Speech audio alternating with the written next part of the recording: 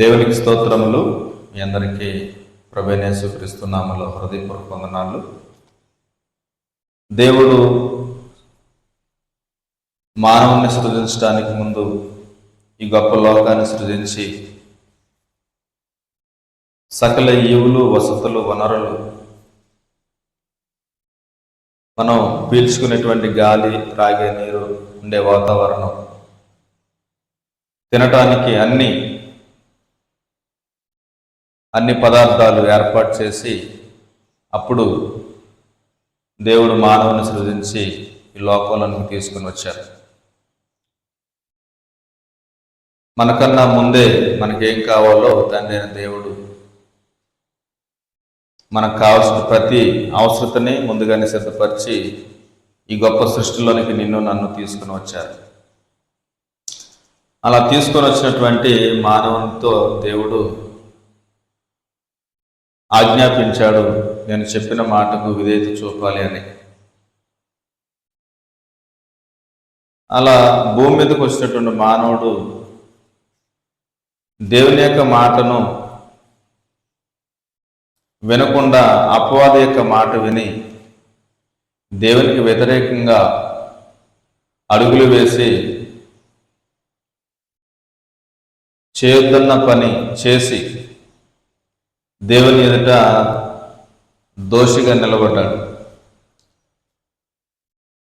అప్పుడు తండ్రి దేవుడు మానవుణ్ణి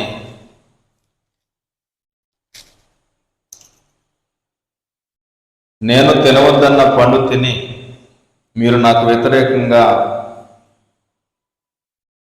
ఆజ్ఞను అతిక్రమించారు కాబట్టి ఈ తోటలో ఉండకుండా నిశ్చయంగా మీరు బయటికి గెంటివేయబడతారని చెప్పి అవ్వ ఆదములను బయటికి గెంటివేశారు. అంటే అవ్వ ఆదములు అక్కడ చేసినటువంటి పని మనం చూస్తే దేవుడిచ్చినటువంటి ఆజ్ఞను అతిక్రమించారు, తినవద్దన్న పండుని వాళ్ళు తిన్నారు. ఎవరు ఈ యొక్క పండు తినే విధంగా అవ్వ ఆదాములను ప్రేరేపించారని మనం చూడగలిగితే ఏదైనా తోటలోనికి రహస్యంగా వచ్చినటువంటి సాతానుడు, అపవాది కుయుక్తితో ఆదాము దగ్గరికి వచ్చాడు. ఆదామును మోసగించడానికి ప్రయత్నం చేసినప్పుడు ఆదాము మోసగించబడలేదు, కానీ అవ్వ మోసగించబడింది. అంటే ఇక్కడ ఇద్దరిని శోధించాడు అపవాది. అందులో పురుషుడు శోధనకు లొంగలేదు, కానీ స్త్రీ అక్కడ శోధనకు లొంగినట్లుగా మనం గ్రంథాధారాన్ని బట్టి చూస్తూ ఉన్నాం. అంటే రహస్యంగా ఆదాముకి తెలియకుండా అవ్వ సాతాను మాట విన్నప్పుడు, సాతాను యొక్క మాటలకు విధేయత చూపినప్పుడు,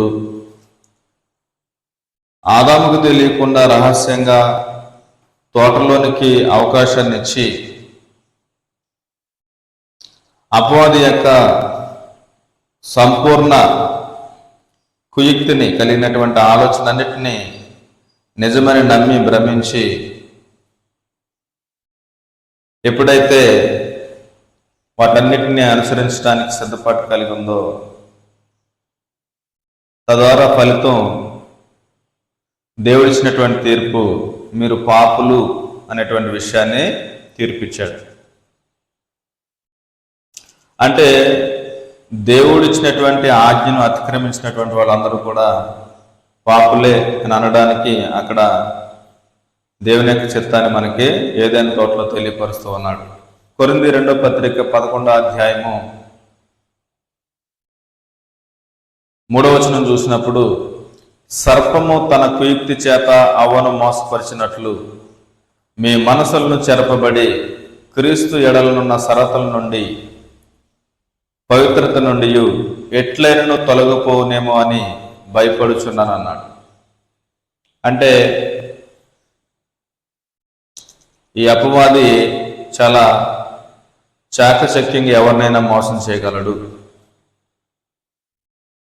ప్రారంభంలోనే ఆది దంపతులైనటువంటి ఆది తల్లిదండ్రులైనటువంటి అవ్వ ఆదాములనే సాతాను మోసం చేసింది.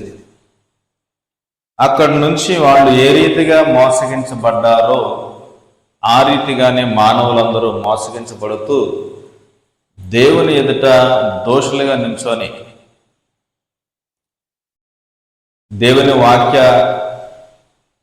వెలుగులో అందరూ దోషులుగానే కనపడుతూ దేవుడు అనుగ్రహించేటువంటి ఆశీర్వాదాలు దీవెనలు పొందలేక శాపాన్ని కలిగి ఉంటూ ఉన్నారు. అటువంటి జీవితాలు కలిగి ఉన్నటువంటి మానవులందరినీ రక్షించడానికి దేవుడు చక్కటి ప్రణాళికని ఏర్పాటు చేశారు. అదే యేసుక్రీస్తు ప్రభువారి యొక్క బలియాగం. అపవాది ఎందరినైతే మోసగిస్తూ ఆజ్ఞను అతిక్రమింపు చేసి పాపంలోనికి నెట్టివేయ విధంగా ప్రయత్నం చేస్తూ ఉన్నాడో అటువంటి వారు అందరినీ విడిపించడానికి దేవుడు చక్కటి ప్రణాళికను ఏర్పాటు చేసి తన ప్రియకుమారుని మన యొద్దకు పంపించారు. అప్పటికి మనం అందరం ఎలా ఉన్నామంటే అపరాధముల చేతను పాపముల చేతను జీవించేటువంటి పరిస్థితి. అదే జీవితాన్ని దేవుడు ఏమన్నాడంటే, జీవించున్న పేరున్నది కానీ నువ్వు మృతుడివే అన్నాడు. అటువంటి స్థితిని మనం కలిగి ఉన్నప్పుడు, అంటే అవ్వా ఆదాములు చేసినటువంటి విధంగా మనం కూడా దేవుడు చెప్పినటువంటి మాటను అతిక్రమించి ఆజ్ఞలు అతిక్రమించి దోషభరితమైన జీవితాన్ని చేస్తూ అపరాధులుగా పాపులుగా ఉన్నప్పుడు యేసుక్రీస్తు ప్రభువారు వచ్చి మనల్ని అందరినీ కూడా బ్రతికించారు. అది దేవుడు చేసినట్టు గొప్ప సంకల్పము. అలా ఎందరైతే క్రీస్తు ప్రభువారిని అంగీకరించి ఆయన రక్తంలో కడగబడి పాప క్షమాపణ పొందుకొని దేవుని యొక్క సంఘంలో చేర్చబడ్డారో అటువారందరికీ కూడా దేవుడు చెప్తున్నటువంటి గొప్ప మాటలు ఈ రాత్రికాల సమయంలో మనం ఆలోచన చేయబోతూ ఉన్నాం. యేసుక్రీస్తు ప్రభువారిని రక్షకుడిగా ప్రభువుగా అంగీకరించి సంఘంలో చేర్చబడి దేవుని యొక్క చిత్తాన్ని నిత్యము తెలుసుకుంటూ క్రీస్తు సహవాసంగా దేవునికి కుమారులుగా కుమార్తెలుగా గ్రంథ సారాంశాన్ని బట్టి పిలువబడుతూ సహవాసంలో కొనసాగేటువంటి వారందరికీ మరలా దేవుడు పాపంలో పడిపోకుండా ఉండుటకు చక్కటి ప్రణాళికలు ఏర్పాటు చేశాడు. సంఘంలో చేర్చబడినటువంటి వారు మరలా పాపం చేసి తొలగిపోయే అవకాశాలు ఉన్నాయని, ఆ పాపం చేయకుండా ఉండటానికి దేవుడు సంఘానికి చక్కటి ప్రణాళికని ఏర్పాటు చేశారు. ఆ ప్రణాళికని రాత్రికాల సమయంలో మనం ధ్యానం చేస్తూ ఉంటాం. అదే టైటిల్ ఏంటంటే, క్రైస్తవులు పాపం చేయకుండా ఉండుటకు దేవుని ఏర్పాటు ఏంటి? క్రైస్తవులు పాపం చేయకుండా ఉండుటకు దేవుని యొక్క ఏర్పాటు ఏంటి అనే విషయాన్ని మనం రాత్రికాల సమయంలో ధ్యానం చేస్తాం. నాతో పాటు పేతురు రాసినటువంటి పత్రిక 2వ అధ్యాయము, పేతురు రాసినటువంటి మొదటి పత్రిక 2వ అధ్యాయము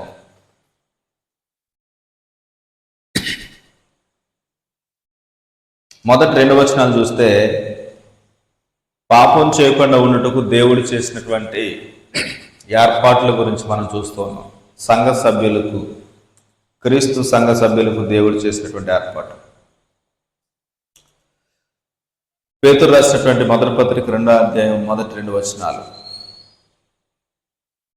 సమస్తమైన దుష్టత్వమును, సమస్తమైన కపటమును, వేషధారణను, అసూయను, సమస్త దోషణ మాటలను మాని క్రొత్తగా జన్మించిన శిశువులను పోలిన వారై నిర్మలమైన వాక్యమును పాల వలన రక్షణ విషయంలో ఎదుగు నిమిత్తము ఆ పాలను అపేక్షించుడి. అంటే వాక్యాన్ని పాలతో పోల్చారు. నువ్వు పాపం చేయకుండా ఉన్నట్టుకు దేవుడు చేసినటువంటి ఏర్పాటు ఏంటంటే ఆ పాల లాంటి వాక్యాన్ని ఎల్లప్పుడూ నీవు తీసుకుంటూ ఉండాలి.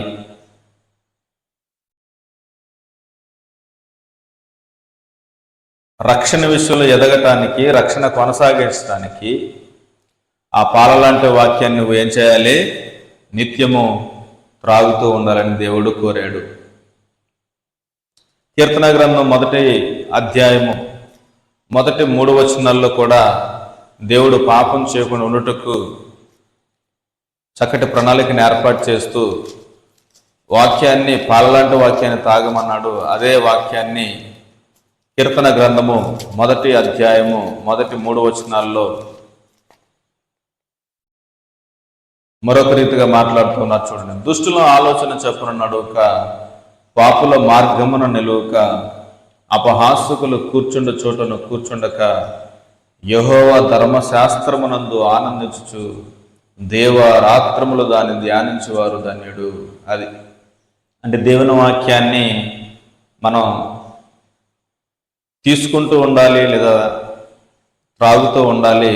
దాన్ని తీసుకున్న దాన్ని త్రాగిన ధ్యానం చేస్తూ ఉండాలి. ఎప్పుడు దేవారాత్రములో ధ్యానం చేస్తూ ఉండాలి. ద్వితీయోపదేశకాండంలో 17వ అధ్యాయము 18 నుంచి 22 వచనాల్లో అక్కడ కూడా పాపంలో పడిపోకుండా ఉండుటకు, పాపాన్ని చేయకుండా జాగ్రత్త పడుటకు మరింత సమాచారాన్ని దేవుడు అక్కడ రాయించాడు. 17వ అధ్యాయము ద్వితీయోపదేశకాండము 18 నుంచి 22 వచనాల్లో, మరియు అతడు రాజ్యసింహాసనం ముందు ఆసీనుడైన తర్వాత లేవీలైన యాజకులు స్వాధీనములోనున్న గ్రంథమును చూచి ఆ ధర్మశాస్త్రమునకు ఒక ప్రతిని తన కొరకు వ్రాసుకొనవలెను. అది అతని యొద్ద ఉండవలెను. తన రాజ్యమందు తానును తన కుమారులను ఇశ్రాయేలు మధ్యను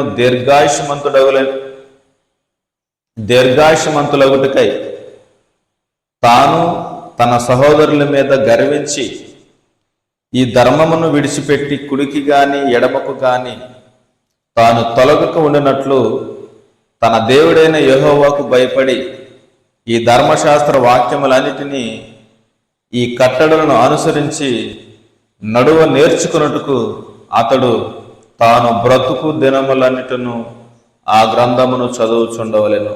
అది పాపంలో పడిపోకుండా ఉండటకు దేవుడు చేసినటువంటి ఏర్పాట్లు ఏంటంటే వాక్యాన్ని తీసుకోవాలి, వాక్యాన్ని ధ్యానం చేయాలి దేవరాత్రులు. అది జీవితకాలం మొత్తం కూడా చదువుతూనే ఉండాలి, ధ్యానం చేస్తూనే ఉండాలి, త్రాగుతూనే ఉండాలి. యెహోషువ గ్రంథం 1వ అధ్యాయం 8వ వచనంలో దేవుడు మరింత సమాచారాన్ని అక్కడ ఉంచారు. ఏమంటున్నారంటే, ఈ ధర్మశాస్త్ర గ్రంథమును నీవు బోధింపక తప్పిపోకూడదు. దానిలో వ్రాయబడిన వాటన్నిటి ప్రకారము చేయుటకు నీవు జాగ్రత్త పడినట్లు దేవరాత్రము దాన్ని ధ్యానించిన ఎడల నీ మార్గమును వర్ధిల్ల చేసుకొని చక్కగా ప్రవర్తించెదవు అన్నాడు. అది ప్రియమైనటువంటి దేవుని వారలారా, పాపం చేయకుండా ఉండటానికి దేవుడు చేసినటువంటి ఏర్పాట్లలో మొదటి ఏర్పాటు ఏంటంటే దేవుని వాక్యాన్ని ఎల్లప్పుడూ మనం ధ్యానం చేస్తూ ఉండాలి, చదువుతూ ఉండాలి, గ్రహిస్తూ ఉండాలి, తీసుకుంటూ ఉండాలి, దాన్ని జ్ఞాపకం తెచ్చుకుంటూ ఉండాలి. అప్పుడు ఆ మాటలు మనల్ని పాపంలో పడకుండా చక్కగా సన్మార్గం అందు నడిపిస్తూ ఉంటాయి. అందుకని కీర్తన గ్రంథం 119వ కీర్తన 11వ వచనంలోను, 9వ వచనంలోను, 97వ వచనంలోను, 100వ వచనంలోను దేవుడు వాక్యం గురించినటువంటి సత్య వివరణ అక్కడ రాయించారు. కీర్తన గ్రంథం 119:9 మనం చూసినట్లయితే, యవనస్తులు దేని చేత తమ నడతని శుద్ధిపరుచుకుందరు? నీ వాక్యమును బట్టి దాన్ని జాగ్రత్తగా చూసుకునే చేతనే కదా. అది ప్రతి యవనస్తునికి దిక్చూసి ఏదై ఉండాలంటే, మార్గం ఏదై ఉండాలంటే వాక్యమై ఉండాలని దేవుడు కోరాడు. అలాగే 11వ వచనంలో, నీ ఎదుట నేను పాపం చేయకుండా ఉన్నట్లు నా హృదయంలో నీ వాక్యం ఉంచుకొని ఉన్నాను. అది హృదయంలో ఎవరెవరికో చోటు ఇవ్వటం కాదు, కానీ దేవుని వాక్యానికి మనం చోటు ఇవ్వాలి. ఆ హృదయం ఇచ్చింది ఎవరంటే దేవుడు. అందుకని దేవుడు ఎక్కడుండి తలుపు తడుతున్నాడంటే హృదయం ఎంత ఉండి తలుపు తడుతూ ఉన్నారు. ఎవరన్నా తెరిస్తే అందులోనే ప్రవేశిద్దామని. కాబట్టి పాపం చేయకుండా ఉండాలంటే హృదయంలో ఏముండాలి? వాక్యం ఉండాలి. 97వ వచనం, 97వ వచనంలో కూడా మనం చూసినట్లయితే, నీ ధర్మశాస్త్రము నాకెంతో ప్రేమగానున్నది, దినమెల్లా నేను దానిని ధ్యానించుచున్నాను అన్నాడు. మనకి అంటే ప్రేమగా అంటే ఇంపైనదిగా, సంతోషాన్ని ఇచ్చేది, ఎల్లప్పుడూ గడపాలని అనిపించేది, ఎల్లప్పుడూ సహవాసం నేను చెయ్యాలి అని అనిపించేది ఏంటంటే దేవుని వాక్యమై ఉండాలని దేవుడు కోరాడు. అందుకని ధర్మశాస్త్రము నాకెంతో ప్రేమగానున్నది, ఆనందాన్ని ఇస్తుంది, సంతోషాన్ని ఇస్తుంది, చదివే కొద్ది మాధుర్యాన్ని అనుభవిస్తున్న నేను, నాకెంతో తృప్తినిస్తుంది అనేటువంటి మాట ప్రేమగానున్నదనే దాంట్లో దేవుడు పొందుపరిచాడు. పాపం చేయకుండా ఉండాలంటే ఎల్లప్పుడూ దేవుని యొక్క వాక్యాన్ని మనం ధ్యానం చేస్తూ ఉండాలి, దాన్ని హృదయంలో భద్రపరచుకోవాలి. 100వ వచనం, 97 నుంచి 100 వరకు ఆ యొక్క సమాచారం ఉంటుంది. 100 చదువుతాను. నీ ఉపదేశములను నేను లక్ష్యము చేయుచున్నాను, కావున వృద్ధుల కంటే నాకు విశేష జ్ఞానము కలదు. అది లక్ష్యం చేస్తే మనం జ్ఞానంగా ప్రవర్తించవచ్చు. దేవుని యొక్క మాటల మీద లక్ష్యం ఉంచితే, గురి కలిగి వింటే, శ్రద్ధ ఆసక్తులతో మనం వింటే మనం జ్ఞానం కలిగే లోకంలో ప్రవర్తించవచ్చు.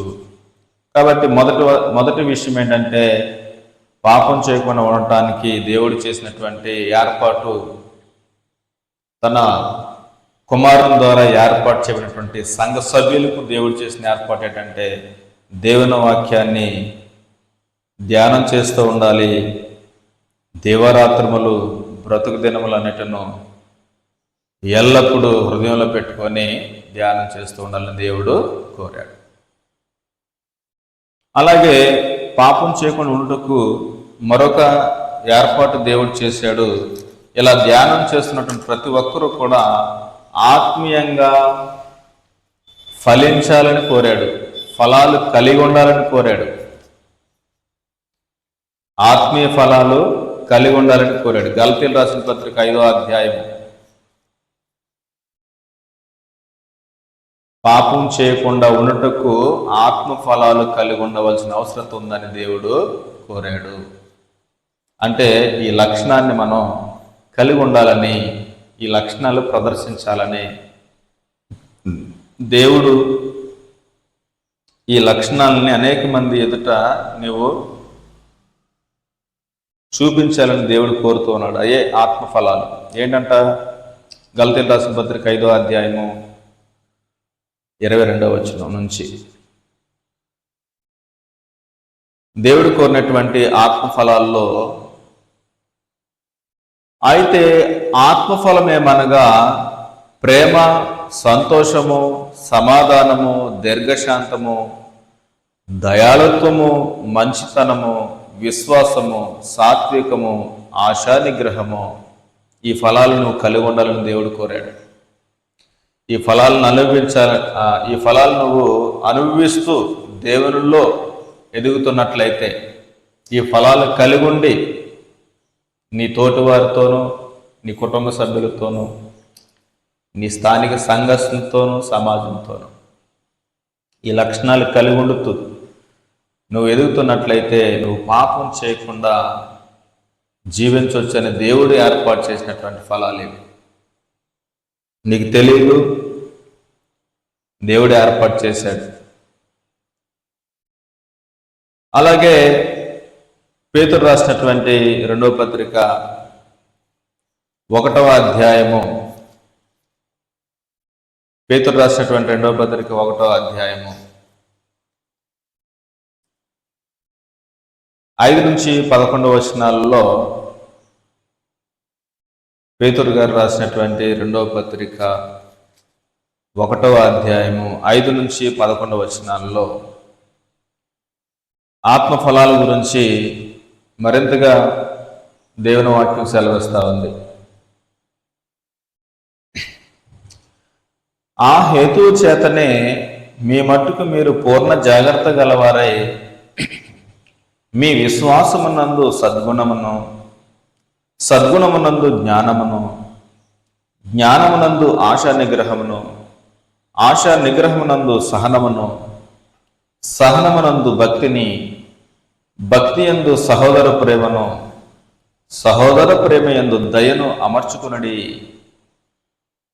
అదండి ఈ లక్షణాలు, ఈ ఫలాలు మనం కలిగి ఉండటం ద్వారా పాపానికి దూరంగా ఉండొచ్చు, పాపం చేయకుండా జీవించవచ్చు అనేటువంటి చక్కటి ప్రణాళికని దేవుడు ఏర్పాటు చేశాడు.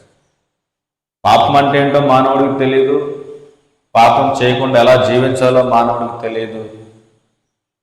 అటువంటి స్థితిని నువ్వు కలిగి ఉన్నప్పుడు నిన్ను నన్ను రక్షించుకోవటానికి, నిన్ను నన్ను తన ఎదుట ఒక పరిశుద్ధుడిగా నిలబెట్టుకోవటానికి దేవుడు ఏర్పాటు చేసినటువంటి గొప్ప ఏర్పాట్లు, తన ఎదుట పరిశుద్ధులుగా మనం నిలబెట్టుకోవటానికి మన వాక్యాన్ని ధ్యానం చేస్తూ ఆత్మఫలాలు కలిగి ఉండాలి.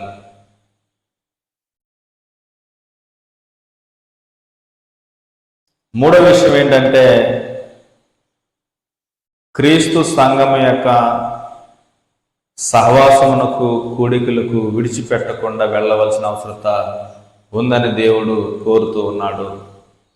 అంటే సంఘ సహవాస కూడికలు మనం ఎల్లప్పటికీ వెళుతూ ధ్యానం చేస్తూ ఉండాలి.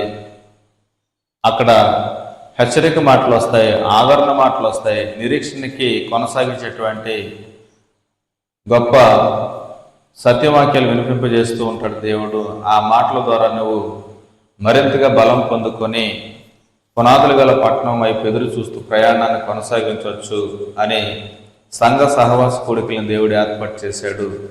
అక్కడ మనం హెచ్చరిక నందుతాము, బుద్ధి నందుతాము, బోధించబడతాము. ఇంట్లో ఉంటే సెల్ ఫోన్ చూస్తూ ఉంటాం, ఇంట్లో ఉంటే టీవీ చూస్తూ ఉంటాం, ఇంట్లో ఉంటే ముసలమ్మ ముచ్చట్లతో కొనసాగుతూ ఉంటాం, ఇంట్లో ఉంటే గొడవ పడుతూ ఉంటాం, ఇంట్లో ఉంటే దూషణ మాటలు మాట్లాడుతూ ఉంటాం. అందుకనే సహవాస కూడిక అనేది దేవుడు ఏర్పాటు చేశాడు. అక్కడ దేవుని యొక్క వాక్యం వినపడుతూ ఉంటుంది, దేవుని చిత్తాన్ని తెలియపరుస్తూ ఉంటారు. ఆ దేవుని యొక్క చిత్తాన్ని తెలియపరిచేటువంటి క్రమంలో నీ లోపాలు దిద్దుకునేటువంటి గొప్ప అవకాశాన్ని దేవుడు అక్కడ నీకు కలిగిస్తాడు. కాబట్టి మనం సంఘ సహవాస కూడికలకి వెళ్ళవలసిన అవసరత ఉంది. హెబ్రీ రాసిన పత్రికలో 10వ అధ్యాయము, చాలామంది సంఘానికి సహవాస కూడికలకు కూడా దూరం అవుతూ అటువంటి గొప్ప సమయాన్ని కూడా దుర్వినియోగపరుచుకుంటూ గృహాలకే పరిమితం అయ్యేటువంటి వారు కూడా ఉన్నారు. అటువంటి వారికి దేవుడు చెప్పినటువంటి మాట, మీరు పాపం చేయకుండా ఉండాలంటే సంఘ సహవాస కూడికలకు వెళ్ళవలసిన అవసరత ఉంది. 10వ అధ్యాయం 24వ వచనం, కొందరు మానుకొనుచున్నట్టు సమాజంగా కూడుట మానక. అదండి, మనం సమాజంగా అంటే సంఘంగా కూడుట మానకూడదు అని చెప్పి దేవుడు హెచ్చరిస్తూ ఉన్నాడు. తిమోతికి రాసినటువంటి 2వ పత్రిక 2వ అధ్యాయము 22వ వచనం మనం గమనించినప్పుడు, నీవు నీ యవనేచ్ఛల నుండి పారిపోము. పవిత్ర హృదయులై ప్రభువునకు ప్రార్థన చేయవారితో కూడా నీతిని, విశ్వాసమును, ప్రేమను, సమాధానమును వెంటాడుము. అది ప్రభువుతో కూడా ప్రార్థన చేసేవారితో నువ్వు జీవించు. నీ యవనేచ్ఛల నుండి పారిపో అంటే సంఘ సహవాస కూడికల్లో నువ్వు వెళ్ళవలసిన అవసరత ఉంది. నీకు ఆ మనసు ఉందా? సహవాస కూడికని నేను విడిచిపెట్టకూడదు, అక్కడికి వెళ్ళి నా యొక్క జీవితాన్ని నేను మరింత మెరుగుపరుచుకోవాలి, దేవునికి ఇష్టంగా జీవించడానికి దేవుని చిత్తాన్ని మరింతగా తెలుసుకోవాలి, నా యొక్క కుటుంబ సభ్యులకు ఆ విషయాన్ని తెలియపరిచి వీలైనంత త్వరగా రక్షణలోకి నడిపించుకోవాలి, నా సమస్యలకు పరిష్కారాన్ని దేవుడు చూపిస్తాడనేటువంటి ఆశ, తృష్ణ, విశ్వాసము నీకున్నట్లయితే నువ్వు సంఘ సహవాస కూడికి ఖచ్చితంగా ఎవరు చెప్పినా చెప్పకపోయినా నువ్వే సిద్ధపాటు కలిగి వస్తావు. ఒకవేళ రావట్లేదా ఆలోచన చేయవలసినటువంటి వారమై ఉన్నాం. ఎవరిని విడిచిపెడుతున్నావు? ఎవరి మాటలు వినటానికి శ్రద్ధ చూపట్లేదు, ఆలోచన చేయాలి. అప్పుడు మనం ఎక్కడ ఉంటాం? ఎలా ఆలోచిస్తాం? మన యొక్క నిర్ణయం ఏంటి ఆ టైంలో? కనుక సంఘ సహవాస కూడికి వెళ్ళవలసిన అవసరత ఉంది.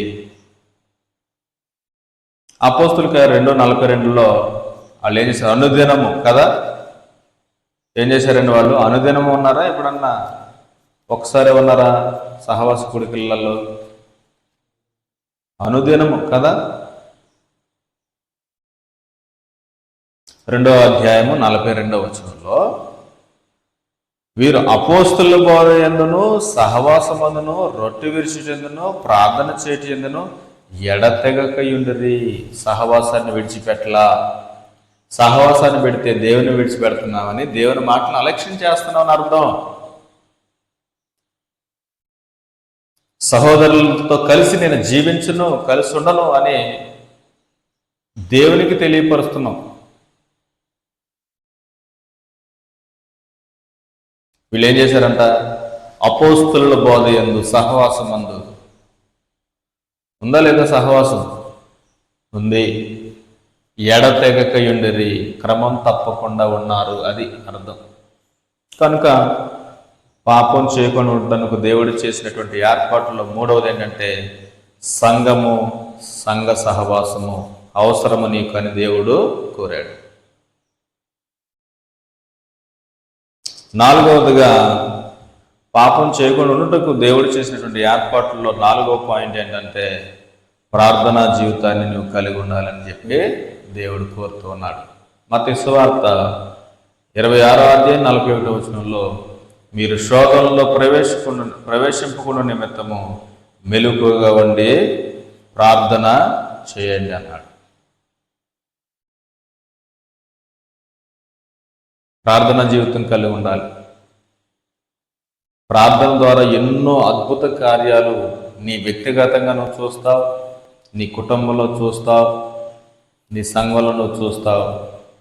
నువ్వు అనేక మంది ఎదుట గొప్ప సాక్షిగా నువ్వు నిలబడతావు ప్రార్థనా జీవితం నువ్వు కలిగి ఉంటే. పాపంలో పడిపోకుండా ఉండాలంటే ఏం చేయమన్నాడండి? ప్రార్థన చేయండి అన్నాడు. అవునా? శోధనలో ప్రవేశించకుండా నిమిత్తం. నీకు శోధనలు వస్తున్నాయి, బాధలు వస్తున్నాయి, ఇబ్బందులు వస్తున్నాయి, ఏమండి? దేవుడు చెప్పినట్లుగా నువ్వు ప్రార్థన చెయ్యి. వాక్యాన్ని చదువుతూ, ఆత్మఫలాలు ఫలిస్తూ, సంఘంలోకి వెళ్ళి సహవాసాన్ని విడిచిపెట్టకుండా అనుదినము ప్రార్థన జీవితాన్ని కలిగి ఉండు. ఖచ్చితంగా దేవుడు నీ యొక్క సమస్యకు పరిష్కారాన్ని చూపుతారు. కష్టం వచ్చినప్పుడు ప్రార్థన కాదు, నీకు ఇష్టం వచ్చినప్పుడు ప్రార్థన కాదు. దేవుడు క్రమమైన పద్ధతిలో దేవుడు ప్రార్థన అంగీకరిస్తూ ఉన్నాడు. కాబట్టి నువ్వు పాపం చేయకుండా లేదా పాపంలో పడకుండా ఉండాలంటే నీ జీవితంలో ఏముండాలి? అనుదిన ప్రార్థనా జీవితం నువ్వు కలిగి ఉండాలి. విధవరాలు లోకాసు వార్తలో ఎన్ని సంవత్సరాల నుంచి దేవాలయం వేడుక నిత్యం ప్రార్థన చేస్తూ ఉందండి?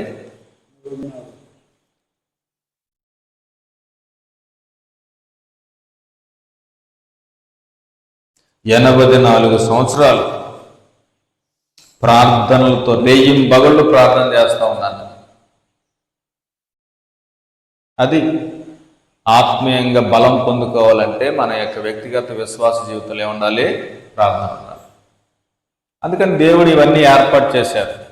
నీకు తెలియదు ఎటువంటి పద్ధతిలో వెళితే పాపం చేయకుండా జీవించాలో నీకు తెలియదు. నీకు ఇష్టం వచ్చినప్పుడు చేస్తావు, నువ్వైతే కష్టం వచ్చినప్పుడు చేస్తావు, బాధ వచ్చినప్పుడు చేస్తావు, ఇరుకులు ఇబ్బందుల్లో చేస్తావు, సంతోషంగా ఉన్నప్పుడు చేస్తావు, ఏదో ఫంక్షన్లు అకేషన్లు వచ్చినప్పుడు చేస్తావు, లేదా పుట్టినరోజులప్పుడు చేస్తావు, కృతజ్ఞత కొడుకులప్పుడే చేస్తావు. కాదు, అనుదిన ప్రార్థన ఉండాలని చెప్పి దేవుడు కోరాడు.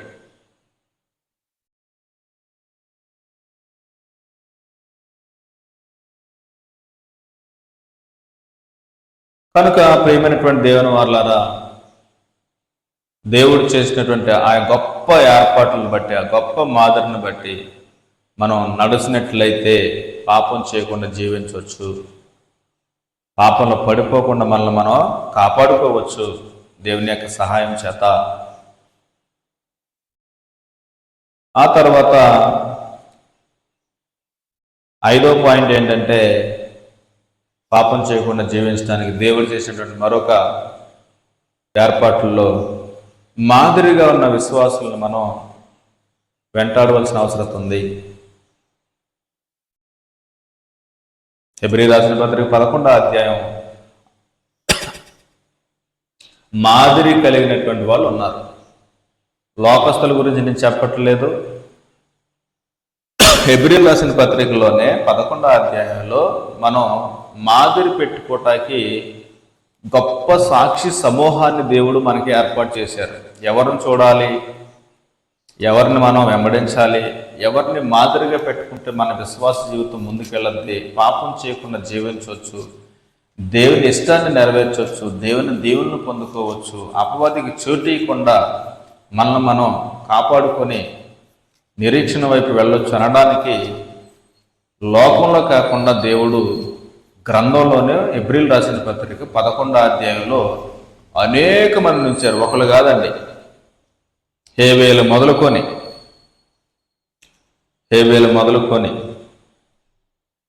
ఏమండి, యేసుక్రీస్తు ప్రభువారు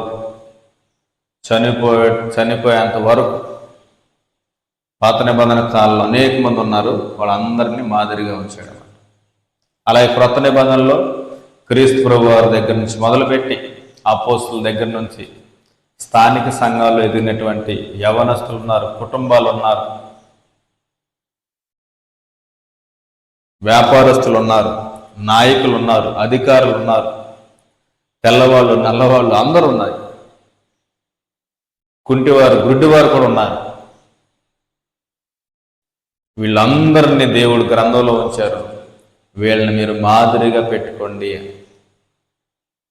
సీరియల్లో చూసి, సినిమాలు చూసి వాళ్ళని మాదిరిగా పెట్టుకుని వాళ్ళలాగా నువ్వు తయారవటం కాదు, వాళ్ళలాగా డ్రెస్ సెన్స్ ఉండటం కాదు, వాళ్ళలాగా కటింగ్లో ఉండటం కాదు, వాళ్ళలాగా మాట్లాడటం కాదు, వాళ్ళలాగా మోడలింగ్ చేసుకొని రెడీ అవ్వటం కాదు. విశ్వాసుల్ని మాదిరిగా పెట్టుకో. గ్రంథంలో ఉన్నటువంటి వారు విశ్వాసుల్ని మాదిరిగా పెట్టుకో.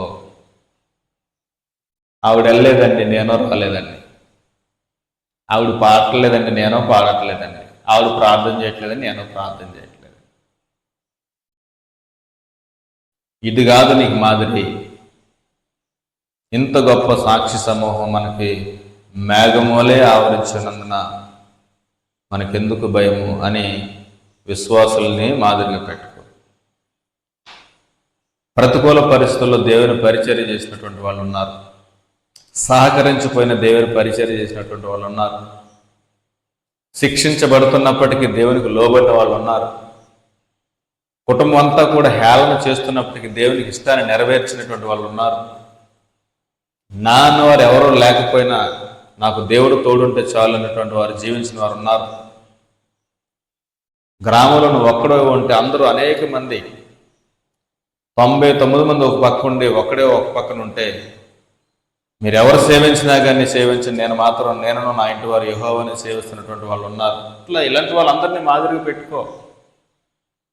అంతేగాని ఎవరో ప్రార్థనకు మానేసే వాళ్ళని, పాటలు పాడినటువంటి వారిని, సంఘ సహవాసకుడికి రానటువంటి వారిని, క్రీస్తు ప్రభు వారిని ఎరగనటువంటి వారిని, దేవుని చిత్తం తెలియనటువంటి వారిని, వాళ్ళని కాదు నువ్వు మాదిరిగా పెట్టుకోవాల్సింది, వాళ్ళని కాదు నువ్వు చూసి వెంబడించాల్సింది.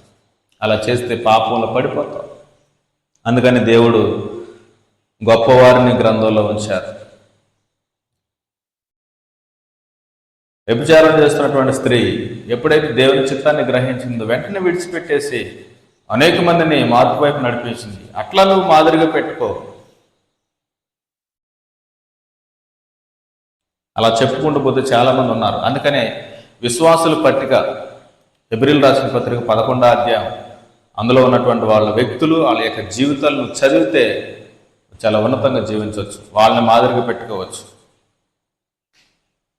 అందుకే అన్నాడు, మీరు నా అడుగు జాడలో నడవాలని నేను మీకు మాదిరి ఉంచిపోయాను. నేను క్రీస్తుని పోలి నడుచుకున్న ప్రకారం మీరు నన్ను పోలి నడుచుకోనవాలని చెప్పి పౌలు గారు కోరుతూ ఉన్నారు. సంఘము క్రీస్తుని మాదిరిగా పెట్టుకోవాలి, అపోస్తుల్ని మాదిరిగా పెట్టుకోవాలి. అంతేగాని నువ్వు కోరుకున్న విధంగా ఉండకూడదని దేవుడు చెబుతున్నటువంటి ఏర్పాట్లు ఇవన్నీ. ఎందుకు? పాపంలో పడిపోకుండా జీవించుట కొరకు. 5 విషయాలు మనం చూసాం. 6వ విషయాన్ని చూద్దాం. దేవుడిచ్చు సర్వాంగ కవచమును ధరించుకోవాలి. ఎఫెసీయులకు రాసిన పత్రిక 6వ అధ్యాయం, ఎఫెసీయులకు రాసినటువంటి పత్రిక 6వ అధ్యాయంలో పాపంలో పడిపోకుండా, పాపం చేయకుండా ఉండటానికి దేవుడు చేసినటువంటి ఏర్పాటు ఏంటంటే దేవుడిచ్చినటువంటి సర్వాంగ కవచమును ధరించుకోవాలని చెప్పి దేవుడు కోరాడు. 6వ అధ్యాయము 10 నుంచి 18 వచనాలు.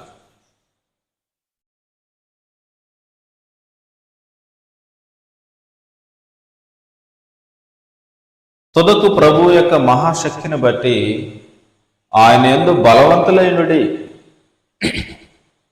మీరు అపవాది తంత్రములను ఎదురించుటకు శక్తిమంతులగినట్లు దేవుడిచ్చు సర్వాంగ కవచమును ధరించుకునడి. అది దేవుడిచ్చు సర్వాంగ కవచం అంటే ఏంటండి? అర్థం ఏంటి?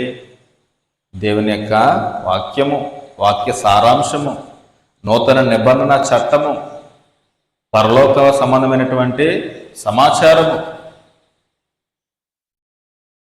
గద్దింపు మాటలు, హెచ్చరిక మాటలు, దేవుడిచ్చి సర్వాంగ కవచాన్ని ధరించుకోవటం అంటే. అమ్మో, హెచ్చరిక అంటే భయం అండి, గద్దింపు అంటే లోబడండి. దేవుడు నిత్యము గద్దిస్తూ ఉంటాడు. తను పరిశుద్ధుడు, పాపము లేనివాడు. నేను పరిశుద్ధుని కనుక మీరును పరిశుద్ధులు ఉండవాలని కోరుతున్నటువంటి గొప్ప దేవుడు కాబట్టి నిత్యము గద్దిస్తూనే ఉంటాడు. మానవుడు గద్దింపబడకుండా జీవించడానికే దేవుడు ఏర్పాట్లన్నీ చేశాడు. అందుకని దేవుడి సర్వాంగ కవచమును మనం ధరించుకోవాలి.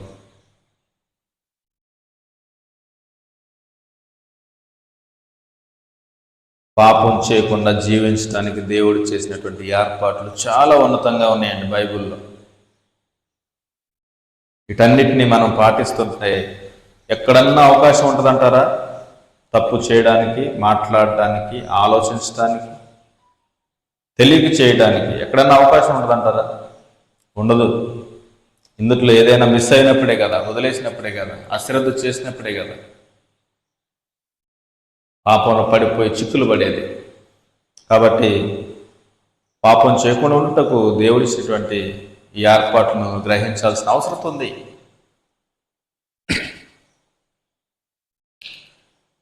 మరొక పాయింట్ చూసుకొని ముగించుకుందామండి.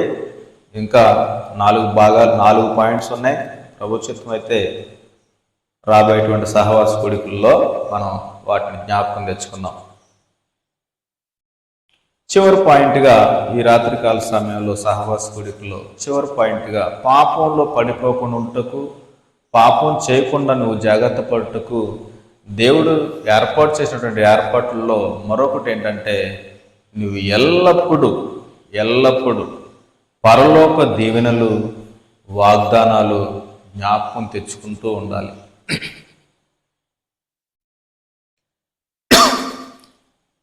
ఎల్లప్పుడూ పరలోక దీవెనల్ని, వాగ్దానాలని మనం ఏం చేయాలి? జ్ఞాపకం తెచ్చుకుంటూ ఉండాలి. యేసుక్రీస్తు వారు నా కోసం వచ్చి మరణించి తిరిగి లేచి నేనుండు స్థలంలో మీరు ఉండులాగిన నేను వెళ్ళి మీకు స్థలాన్ని ఏర్పాటు చేస్తున్నాను, నిత్య జీవము అనుగ్రహించినదియే నేను మీకు చేస్తున్నటువంటి వాగ్దానము. ఈ మాటలన్నిటిని మనం ఎల్లప్పుడూ ఏం చేయాలంట? జ్ఞాపకం తెచ్చుకుంటూ ఉండాలంట. అబ్రహాం గారు నడుస్తూ ఉన్నారు. కుటుంబాన్ని విడిచిపెట్టాడు, గ్రామాన్ని విడిచిపెట్టాడు, కుటుంబ సభ్యులు తల్లిదండ్రులను విడిచిపెట్టాడు, అన్నదమ్ములను విడిచిపెట్టారు. నా అనుకున్న వారు ఎవరూ లేరు. గుడారాల్లో వెళ్తూ ఉన్నాడు. గుడారాల్లో వెళ్తూ ఉన్నప్పుడు శ్రమలు, ఇబ్బందులు, శోధనలు, శత్రువులు వెంటాడటం, శారా గారిని సైతం తీసుకుని పోవటం రాజ అంతఃపురంలోనికి, అన్ని శోధనలు. అయితే అబ్రహాం గారి యొక్క నడిపింపు ఏంటంటే, దేవుడిచ్చినటువంటి వాగ్దానాన్ని జ్ఞాపకం తెచ్చుకున్నాడు, పరలోక దీవెనలు జ్ఞాపకం తెచ్చుకున్నాడు. దేవుడు నమ్మదగిన వాడు, నీతిమంతుడు, మాట ఇచ్చి తప్పేవాడు కాదని ఆయన విశ్వసించాడు. అందుకనే అన్ని శోధనలు ఉన్నప్పటికీ ఒక డేరా నుంచి మరొక డేరాలో మారుతూ వెళుతున్నప్పటికీ అవి జ్ఞాపకం తెచ్చుకున్నాడు. కాబట్టే విశ్వాస యాత్రనే కొనసాగించాడు. విశ్వాసులందరికీ తండ్రిగా నియమించబడ్డాడు. అబ్రహాం ఏం జ్ఞాపకం తెచ్చుకున్నాడంటే, వాగ్దానాలు జ్ఞాపకం తెచ్చుకున్నాడంటే, ఎప్పుడు నీ సంతానం వల్ల సర్వలోకాన్ని ఆశీర్వదిస్తాను. దేవుడు చేసిన వాగ్దానం అబ్రహాం గారికి. ఇంకా ఒకసారి ఆదికాండం చేయండి, 12వ అధ్యాయం. ఆదికాండము 12వ అధ్యాయం.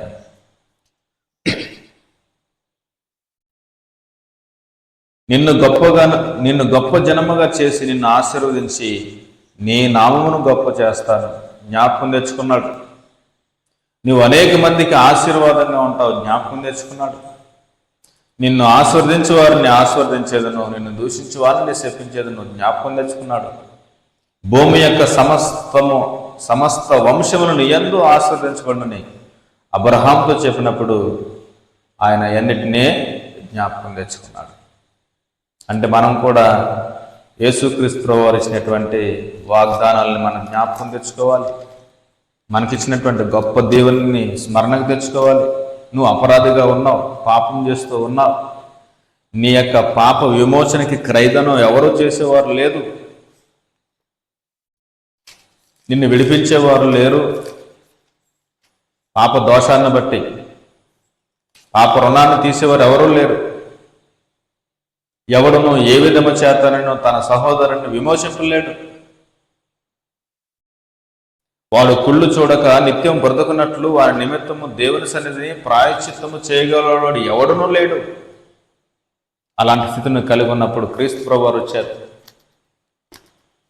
మనందరికీ ఏం కలిగించారంటే, పాప విమోచన, క్షమాపణ కలిగజేశారు. నిత్య జీవానికి వారసులుగా లేకున్నటువంటి మనల్ని నిత్య జీవానికి నడిపించడానికి, వారసులు చేయడానికి ఆయన లోకానికి వచ్చారు. వీటన్నిటిని జ్ఞాపకం తెచ్చుకుంటూ ఉండాలి.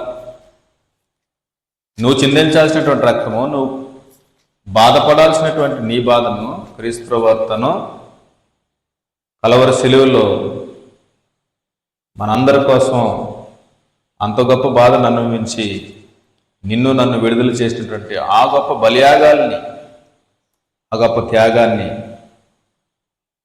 ఆ దేనత్వాన్ని అన్నిటిని జ్ఞాపకం తెచ్చుకుంటూ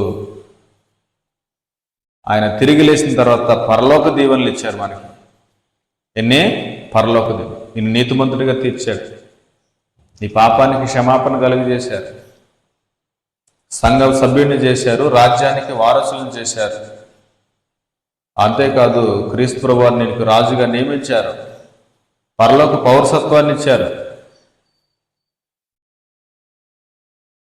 ఇవన్నిటిని జ్ఞాపకం తెచ్చుకొని నీవు జీవించవలసిన అవసరత ఉంది.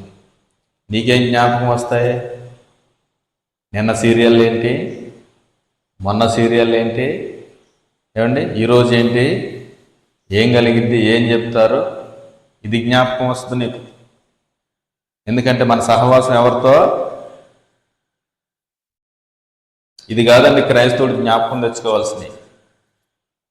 రేపేం చేస్తాను, ఎల్లుండి ఏం చేస్తాను, ఆవులెల్లుండి ఏం చేస్తాను, ఇది కాదు. ఎంత సంపాదించుకుంటాను, ఎంత సమకూర్చుకుంటాను, ఇది కాదు. పరలోక దీవెనలు, పరసంబంధమైనటువంటి ఆశీర్వచనాలు, పరలోక ధనము, ఇవి మనకు జ్ఞాపకం రావాల్సింది. కాబట్టి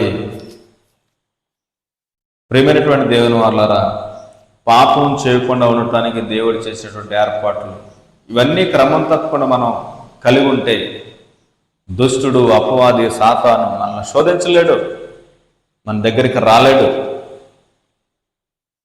మనతో మాట్లాడడానికి, మనల్ని ప్రేరేపించడానికి, మనల్ని దేవుని నుండి దూరం చేయడానికి అవకాశం లేనటువంటి గొప్ప ఏర్పాట్లు దేవుడు చేశాడు. ఈ యొక్క భాగంలో చివరి వచనం పరలోక దీవెనలు జ్ఞాపకం తెచ్చుకోవాలనేటువంటి భాగంలో చివరి వచనం పేతురు రాసినటువంటి 2వ పత్రిక 1వ అధ్యాయము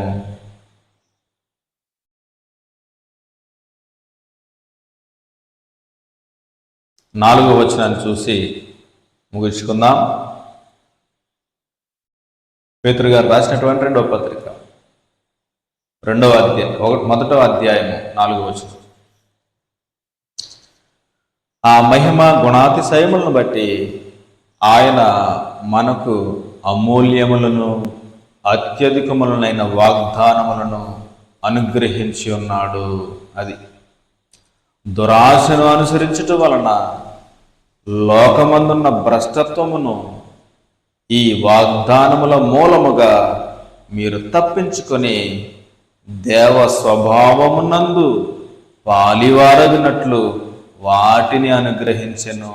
అదండి, దేంట్లో పాలివారవటకంట? పరలోక సంబంధమైన వాగ్దానాలు, దేవుళ్ళు దేవ స్వభావంలో పాలివారవటానికి. కనుక ప్రియమైనటువంటి దేవుని వాళ్ళరా, దేవ స్వభావంలో పాలుభాగస్థం చేస్తున్నటువంటి దేవుడు నిన్ను నన్ను ప్రేమిస్తూ పాపంలో పడిపోకుండా ఉండటానికి చక్కటి ప్రణాళికల్ని, ఏర్పాట్లను చేశాడండి. అందుకని దేవుని వాక్యాన్ని, పాలలాంటి వాక్యాన్ని తీసుకుంటూ ధ్యానం చేస్తూ దేవారాత్రములు చదువుతూ బ్రతుకు దినములన్నిటిని వాటిని మనం వెంబడించాల్సిన అవసరం ఉంది.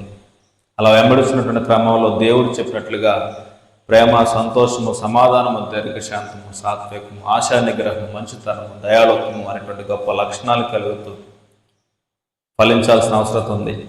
ఆ ఫలాలు సంఘం ఎదుట, సహోదరుల ఎదుట, కుటుంబం ఎదుట, దేవుని ఎదుట ప్రదర్శించాల్సిన అవసరం ఉంది.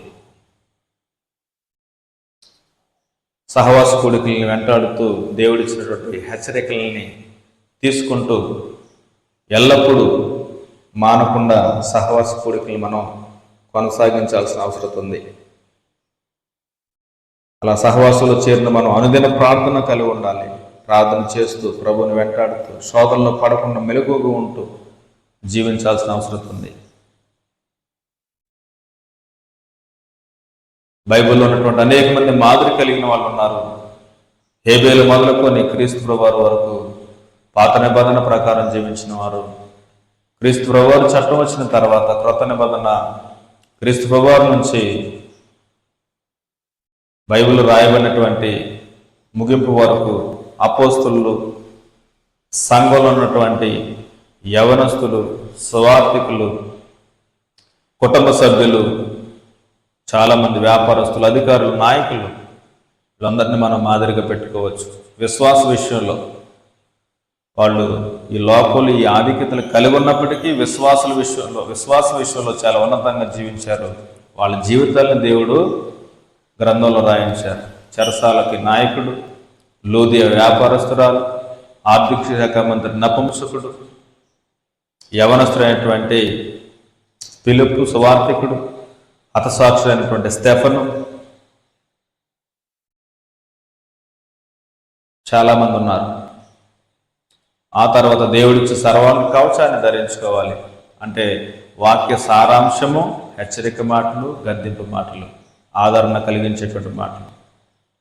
అంటే దేవుని వాక్యము సర్వాంగ కవచాన్ని ధరించుకోవాలి. చివరగా ఎల్లప్పుడూ పరలోక దేవుని వాగ్దానాలని జ్ఞాపకం చేసుకుంటూ ఉండాలి. ఇలా ఒకదాని వంగట్టు మనం వెంబడిస్తూ అనుసరిస్తూ కొనసాగిస్తున్నట్లయితే మన దగ్గరికి ఏం రాదంటే పాపము అనేటువంటి భయంకరమైన పరిస్థితి రానే రాదు అంటున్నాడు. అవ్వ ఆదాముల దగ్గరికి వచ్చిందేమో కానీ నీ దగ్గరికి రాదు అంటున్నాడు. కనుక దేవుడు చెప్పిన విధంగా చేద్దాం, అనుసరిద్దాం, దేవుని వాక్యానికి చోటిద్దాం, సహవాసంలో చేరదాం, ప్రార్థన జీవితాన్ని కలిగి ఉండి దేవుడిచ్చినటువంటి మాటలు ధరించుకొని నిరీక్షణకు ఆధారం కలిగినటువంటి పరలోక దేవుని జ్ఞాపకం చేసుకుంటూ నీతిమంతులుగా జీవిస్తూ మనం ముందుకు కొనసాగుతాం. దేవుడిచ్చినటువంటి అపారమైన కృప ఎల్లప్పుడూ మనకి, మన కుటుంబానికి, మన యొక్క వ్యక్తిగత విశ్వాస జీవితాలకు, స్థానిక సంఘానికి, వాక్యములు ఎదుగుతున్నటువంటి ప్రతి ఒక్కరికి సదాకాలం ఉండాలని అనుదిన ప్రార్థనలో జ్ఞాపకం తెచ్చుకుంటూ మనం దేవుని వెంటాడుదాం, దేవుని యొక్క దీవెనలు పొందుకుందాం. ఇప్పుడు వరకు శ్రద్ధతోనూ, ఓర్పుతోనూ, సహనంతోనూ దేవుని వాక్యాన్ని విన్నటువంటి వారికి, ధ్యానం చేసినటువంటి వారికి నాకే హృదయపూర్వక వందనాలు చెల్లిస్తూ ఈ మాటలు ముగిస్తూ ఉన్నాను.